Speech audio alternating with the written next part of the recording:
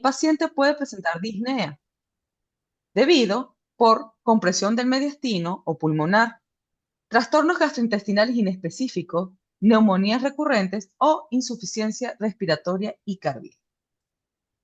Tenemos el caso de un recién nacido masculino de 7 días de vida, producto de madre de 31 años de edad, quienes acuden al Hospital Raúl León y Otero por presentar desde los 2 días de vida ictericia e hipoactividad.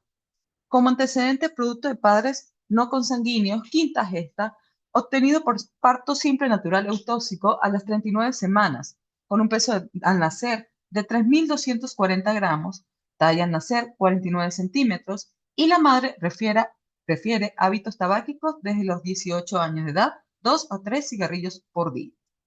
Al examen físico, un paciente en condiciones clínicas de cuidado, con mucosa oral seca, tinte ictérico marcado de piel y mucosas, una escala de Kramer de 4/5, de aspecto séptico. El tórax era simétrico, con murmullo vesicular abolido en base pulmonar derecha. Los ruidos cardíacos eran rítmicos sin soplo y estaba hipoactivo con poca respuesta a estímulos y succión pobre. Se realiza una rayos X toracoabdominal anteroposterior en suspensión, en donde se visualiza el hemidiafragma derecho con el borde superior de la silueta hepática a nivel del cuarto espacio intercostal. Se realizan laboratorios disponibles en la institución para el momento de su ingreso, en donde visualizamos hemoglobina en 12 gramos sobre decilitro, leucocitos 9.400 a expensas de neutrófilos, plaquetas 260.000 y BCG en 54. Es valorado por cardiología pediátrica, quienes refieren que hay un colapso de más del 50% de la aurícula derecha, con disfunción moderada diastólica del ventrículo derecho por compresión extrínseca y foramen oval permeable. Se realiza tomografía toracoabdominal simple, en donde visualizamos en este corte coronal y sagital que no hay solución de continuidad del hemidiafragma derecho y vemos el ascenso del hígado a nivel de lo que es el cuarto espacio intercostal. Se completa para clínica a los 9 días de vida, donde visualizamos tiempos de coagulación prolongados, hiperbilirrubinemia a expensas de la indirecta, glicemia en 58, creatinina en 1.2 y PCR positiva en 90.9, por lo que el paciente amerita exsanguina transfusión y manejo del medio interno. Mejora condiciones a los 15 días de vida, por lo que es llevado a mesa operatoria en donde se realiza toracotomía posterolateral derecha, en donde se evidencia el ascenso del hígado que condicionaba compresión tanto del pulmón como del corazón. En esta imagen, en la imagen número 4, logramos visualizar el hemidiafragma derecho delgado y elástico. Se procede a realizar plicatura diafragmática con seda 3.0, como visualizamos en la imagen, y logramos visualizar la expansión completa del pulmón ipsilateral. El paciente se mantiene bajo ventilación a presión positiva intermitente nasal por 72 horas. Amerita apoyo inotrópico por 5 días con dobutamina y dopamina. A las 48 horas es revalorado por cardiología pediátrica, quienes indican que hay recuperación de la función cardíaca. Y además se realiza una rayos X de tórax simple, en donde visualizamos reposición adecuada del hemidiafragma derecho, además de neumonía bilateral. A los 6 días del postoperatorio, el paciente presenta un absceso de pared que amerita drenaje y manejo con antibiótico terapia, con colistin y astronal. El paciente evoluciona de forma satisfactoria y es dado de alta 15 días posterior al acto quirúrgico. Con respecto a la discusión, esta es una patología que fue descrita por primera vez por Jean-Louis Petit en 1774, quien la describe como una hernia torácica. Baclar y Cuvelier en 1829 le adjudica el término de ventración diafragmática congénita. Biscard en 1947 hace la diferencia con la hernia diafragmática. Generalmente estos pacientes son asintomáticos y su diagnóstico es resultado de un hallazgo incidental a través de una radiografía. Existen múltiples teorías, pero de su forma congénita, la más aprobada es que hay una migración anormal de los mioblastos de las somitas cervicales que van a formar las estructuras del futuro diafragma, como lo son el septus transversus que se forma a la 4ª semana de gestación y las membranas pleuroperitoneales que se forman entre la 8ª y la 12ª semana de gestación.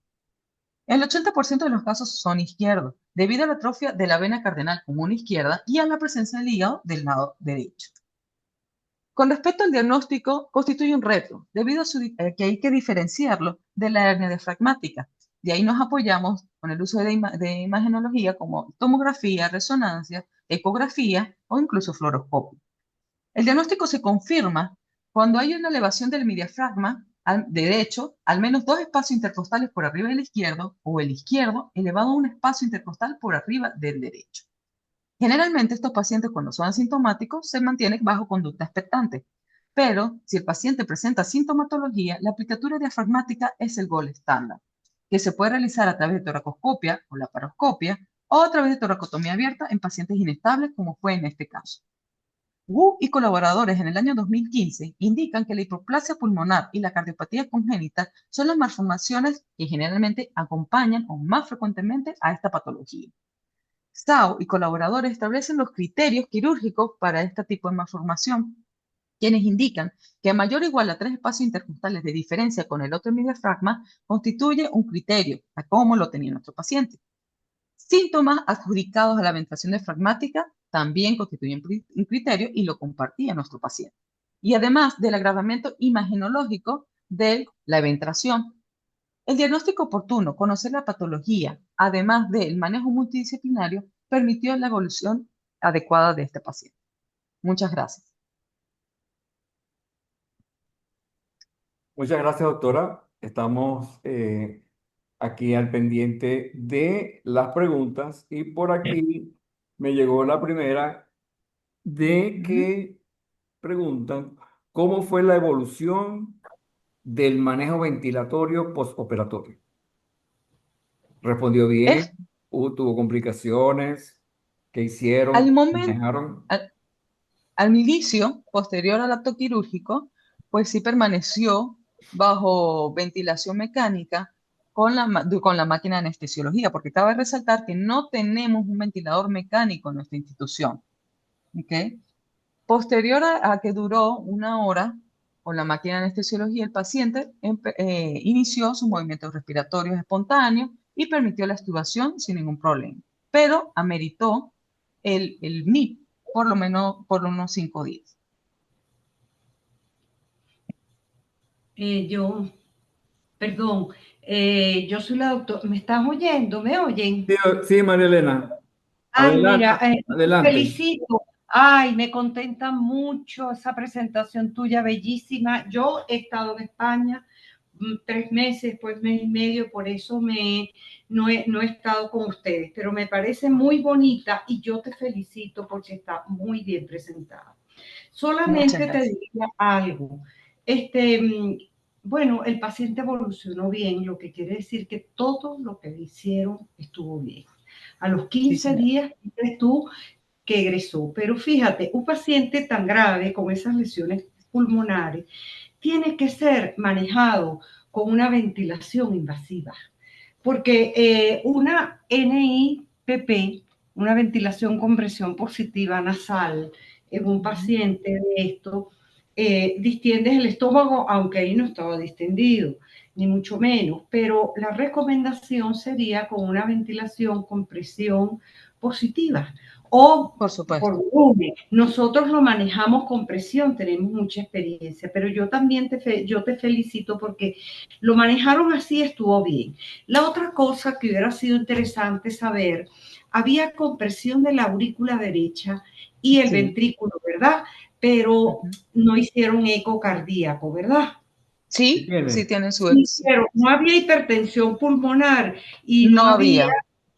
claro, porque llama la atención. Fíjate que cada vez que hay compresión de la aurícula y sobre todo compresión del ventrículo derecho, hay poco flujo pulmonar y el gasto Ujú. tiende a bajar. Por Por eso es que el supuesto. paciente requirió dopamina, ¿ves? Pero es un gasto porque el volumen de sangre que sale por el ventrículo derecho, que está pequeño y está colapsado, es poco, entonces Es lo que le poco. llega, exactamente, lo que le llega por las venas pulmonares a la aurícula izquierda es menos y eso da bajo gasto, ¿ves? Por eso es que Ujú. el paciente requirió y lo hicieron muy bien, su inotrópico, pero lo ideal es que al descomprimir hubiésemos podido medir la presión de la arteria pulmonar y medir la presión de llenado de la aurícula izquierda para así ver el gasto, ¿ves? Y entonces quizás poderlo manejar, a lo mejor milrinone, alguno de los otros inotrópicos que realmente pueden mejorar más el gasto que la dopamina. ¿Tú le pusiste dopamina o dobutamina? No me fijé bien. Fue Aquí dopamina fue inotrópico. dobutamina y dopamina, los dos. Pusieron. Claro, pero lo ideal es utilizar pues a lo mejor el milrinone, pero con todo salió bien y yo creo a lo mejor le dieron suficiente líquido también, esa es la otra parte, que a lo mejor pues mantuvieron un poco la volemia con los líquidos al corregir el problema, se corrigió esa compresión que había en la aurícula, en el ventrículo. Pero sí te digo, un caso bien interesante y yo lo felicito a todos los que lo manejaron. Ahora, ¿con qué dieron el NIPPB? ¿Con ventilador? Porque no, si Sí, no tienen, con ventilador de los ventiladores viejos, ¿verdad? a esa parte, si quieren, aquí está unida a nuestra reunión las residentes de neonatología. Por Sí. ahí vi a la doctora Claudia, déjame ver si está por aquí. Aquí está, la doctora Claudia Moreno, ¿ok? Que es residente de segundo año de neonatología y estuvo con nosotros en ese manejo. Le doy la palabra. Adelante, Claudia.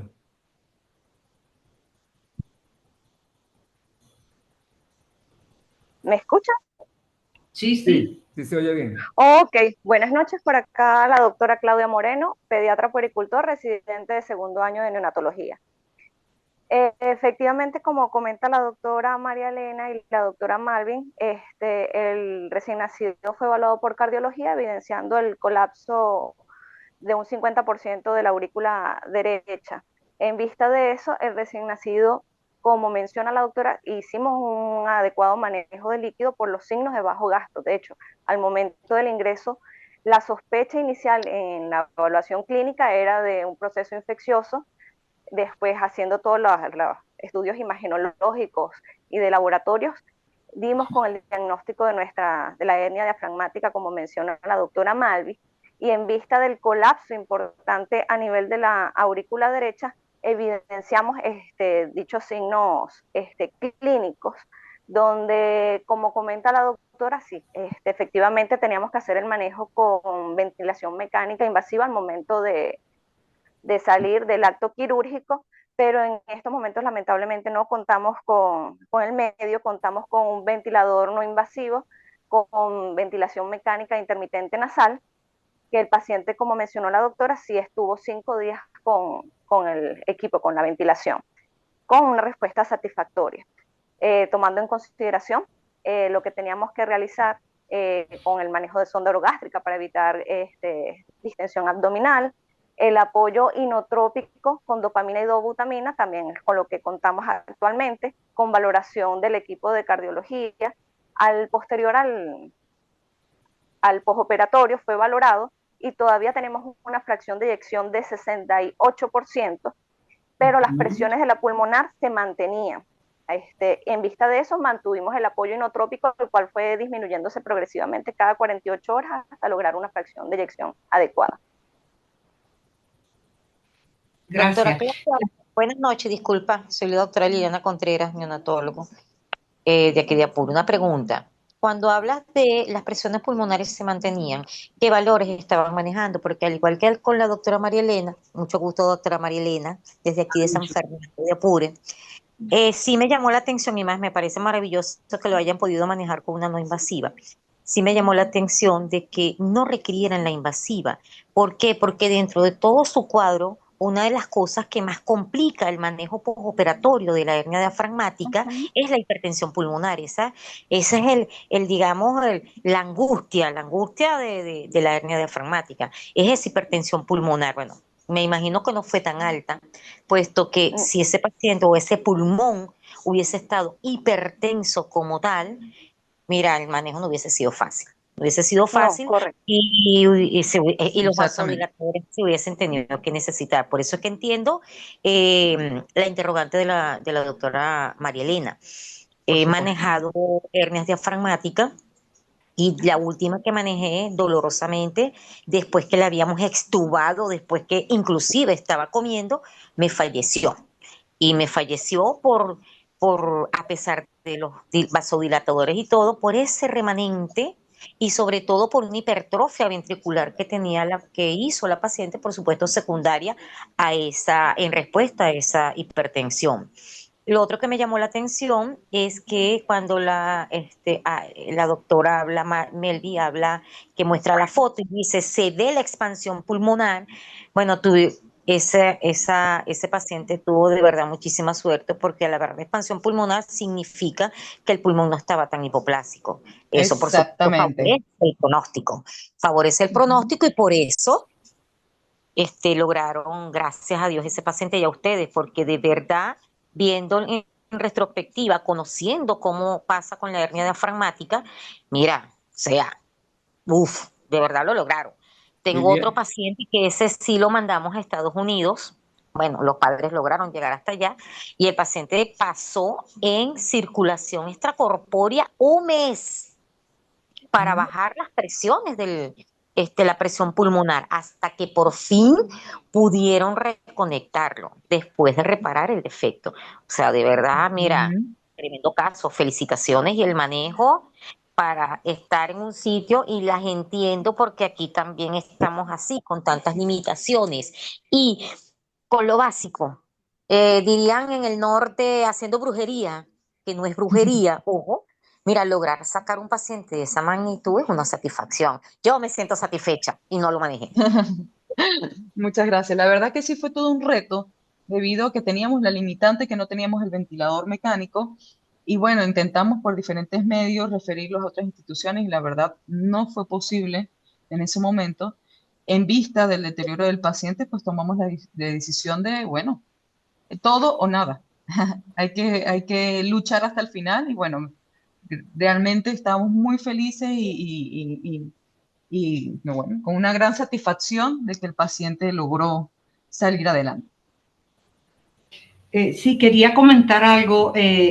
Uno aprende, yo he aprendido hoy de ustedes, la ventilación no invasiva, pero sí le dieron un poquito de ventilación mecánica, me parece haber oído, al salir del acto quirúrgico. ¿Ves? Sí le dieron, me pareció Sí, oírlo con el ventilador de anestesia. La sí, ventilación no señora. invasiva es muy buena y posiblemente más conservadora para el pulmón.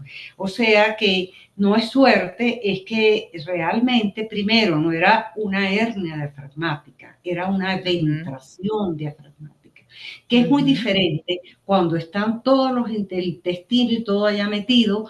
Eso es un caso más severo. Allí generalmente hay ujú. bastante hipertensión pulmonar, allí hay, puede haber generalmente hipoplasia pulmonar, pero este caso Por era una supuesto. ventración muy bien realmente diagnosticado, se sospechó, se operó y tuvo un curso bueno, pero también pienso pues que lo manejaron bien. Lo hubiera manejado a lo mejor con un poquito más de ventilación invasiva, pero bueno, tenían la no invasiva y la usaron bien. Había mucha lesión pulmonar, eso sí me di cuenta, en los dos campos pulmonares, había un proceso ahí neumónico y Ujú, bronconeumónico. Sin embargo, pues mira, una PCR alta, ¿no? Procalcitonina era ujú. el 90. Bueno, o sea que el paciente fue muy bien manejado, así que la felicito nuevamente. Muchas gracias.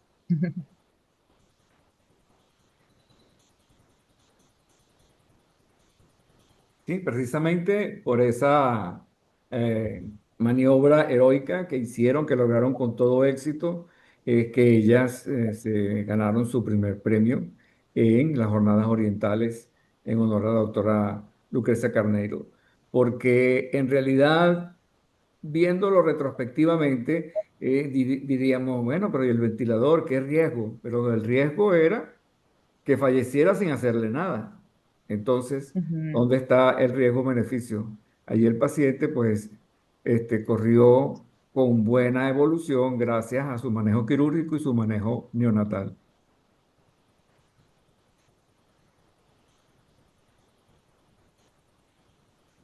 Es que justamente el éxito de una buena cirugía neonatal es el manejo postoperatorio. El manejo postoperatorio que le podamos brindar al paciente con todas las limitaciones de recursos que nosotros tenemos. Pero no, la felicito, muchachos, la batieron de jonrón. Muchas gracias. La verdad que sí fue todo un reto, pero se logró. Desde incluso hablar, firmar de todos los detalles, toda la papelería en el sentido de, ok, vamos a operarlo, no tenemos ventilador, estamos claros que se nos puede morir, qué hacer. De verdad que era bastante complejo esa situación con la familia, pero bueno, era como dicen en criollo, con las botas puestas a resolverlo. Y bueno, gracias a Dios, pues evolucionó de forma satisfactoria. Y muy bien, ¿alguna otra intervención de los asistentes? ¿Preguntas? Bueno, yo aquí voy a empezar a leer los mensajes, Carlos. Muy bien, adelante. Yomi dice buenas noches a todos, doctora Lucrecia, desde Puerto Ordaz. Buenas noches a todos, saludos desde Mérida. Bueno, me presenté yo como secretaria de la Junta Directiva. Todos bienvenidos por parte, me imagino que este eres tú, Sí, SBPP. sí. Pues, felicitaciones, doctora Maldonado, excelente presentación, el caso muy interesante. Rusmeli Amaral dice feliz noche, efectivamente. Excelente, doctora Maldonado. Este es un Samsung, no sé quién es. Aquí también un Xiaomi. Felicitaciones a todos. El grupo por el manejo, a pesar de la limitación de recursos, es que de verdad, mira, ahorita manejar un paciente en Venezuela con los recursos que tenemos y salir victorioso, uff, o sea, es maravilloso. Claudia, bueno, muchas gracias, doctora. Bueno, felicitaciones a todos ustedes porque de verdad un caso interesante, es bonito y satisfactorio. Satisfactorio porque somos pocos, pero somos buenos. Los buenos somos más. Y los buenos somos más, tienes toda la razón.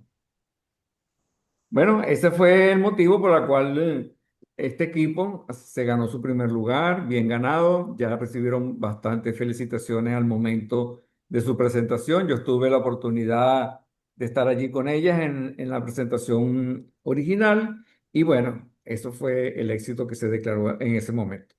Si no hay más comentarios, ya son las 8:30, cubrimos 30 minutos de buena información, de buenas noticias, porque se logró algo que era casi imposible de lograr, porque no había cómo llegar.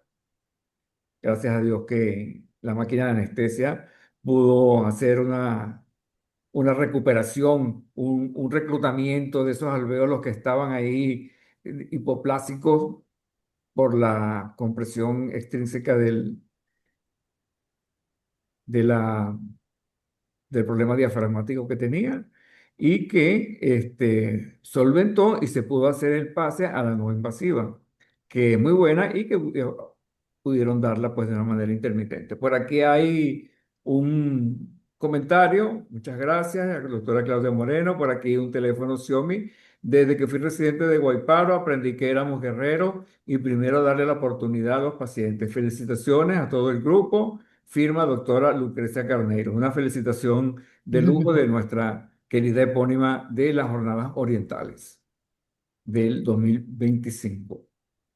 Entonces, en vista de que todo fue satisfactorio, el paciente salió bien, el trabajo se ganó su premio y lo discutimos muy bien esta noche, nos despedimos hasta la próxima oportunidad, cuando tendremos la visita de un trabajo que se presentó allí también en el Congreso, en las Jornadas Orientales, donde fue evaluado el sistema de ventilación no invasiva, cánulas de alto flujo nasal contra CPAP. Muy interesante el trabajo, también estuvo entre los honores de los premios que se entregaron y es la próxima reunión que tenemos. Entonces, hasta esa próxima oportunidad.